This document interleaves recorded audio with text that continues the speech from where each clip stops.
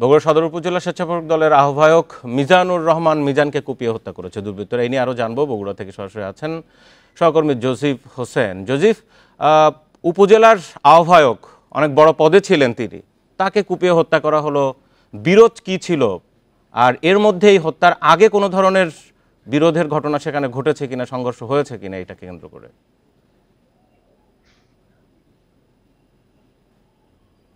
জি, এই বগুড়া সদর উপজেলা স্বেচ্ছাসেবক দলের যিনি আহ্বায়ক ছিলেন মিজানুর রহমান মিজান, এনাকে কিন্তু এর আগেও একবার আক্রমণ করা হয়েছে বলে আমরা জানতে পেরেছি তাদের পরিবারের এবং আত্মীয় স্বজনের কাছ থেকে। এবং এখানে আমরা রয়েছি শহীদ জিয়া মেডিকেল কলেজের যে মর্গ রয়েছে সেই মর্গের সামনে, এবং এই মর্গ থেকে তারা এখন তাদের মিজানুর রহমানের যে মরদেহ সেটি কিন্তু ময়নাতদন্ত শেষ করে পরিবারের কাছে হস্তান্তর করা হবে, এবং পরিবারের সদস্যরাও কিন্তু এখানে সেই লাশটি নেওয়ার জন্য এসেছেন। এবং আমরা তাদের সাথে কথা বলেছি, তারা খুবই এই হৃদয় বিদারক একটি যে ঘটনা ঘটে গেছে এটি দিয়ে কিন্তু তারা খুবই মর্মাহত। এবং পরিবারের সদস্যদের সাথে কথা বলে যেটি জানতে পেরেছি যে গতকাল সন্ধ্যার দিকে আসলে গোকুলে তার নিজ বাসায় অবস্থান করার সময় তাকে ফোন করে ডেকে নিয়ে আসা হয়, এবং ফোন করে ডেকে নিয়ে আসার পরে তাকে কিন্তু এক পর্যায়ে গল্পের তালে তালে যখন লোডশেডিং হয়, অর্থাৎ বিদ্যুৎ চলে যায় যখন, তখন কিন্তু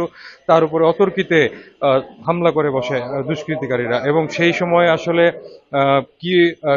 আসলে কারা মেরেছে কিংবা কি করেছে সেটা কিন্তু এই অন্ধকারের মধ্যে ঠিক পরিচয় জানা যাচ্ছিল না। কিন্তু এই আক্রমণকারীদের মধ্যে, হামলাকারীদের মধ্যে একজন লেদু নামে, তাকে কিন্তু স্থানীয়রা আটক করে ফেলে তৎক্ষণাৎ। এবং সেই সময়ে আপনি জানেন যে সেই সময় তখন ওই লেদুকে কিন্তু গণপিটুনি দেওয়া হয়, এবং এই সময় সে আহত হয়, এবং পরবর্তীতে যখন হাসপাতালে নিয়ে আসা হয় তখন তাকে চিকিৎসক মৃত ঘোষণা করেন।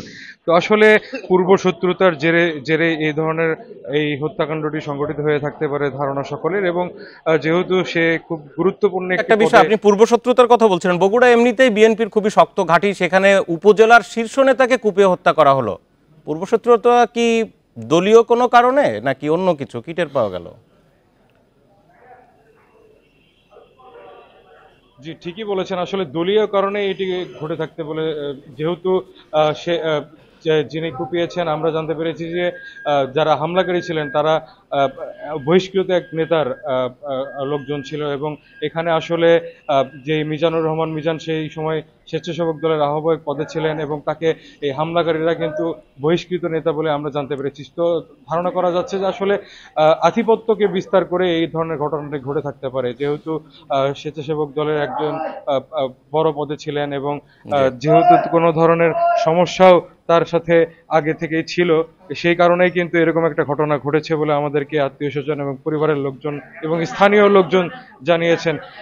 তবে পরিবারের লোকজন এবং আত্মীয় স্বজন যারা জানিয়েছেন, তারা বলছেন যে এর আগেও কিন্তু যে হামলাকারী ছিল সে এর আগেও একটি হত্যা করেছে। এবং আসলে বিএনপি নেতাদের সাথে কথা বলেছি, সিনিয়র বিএনপি নেতারা বলছেন যে মামলার মাধ্যমে আইনি যে প্রক্রিয়া রয়েছে সেই আইনি প্রক্রিয়ার মাধ্যমে এই মামলার আপনাকে অনেক ধন্যবাদ। বিএনপি নেতা মিজানকে হত্যার ঘটনার বিস্তারিত জানছিলাম বগুড়া থেকে।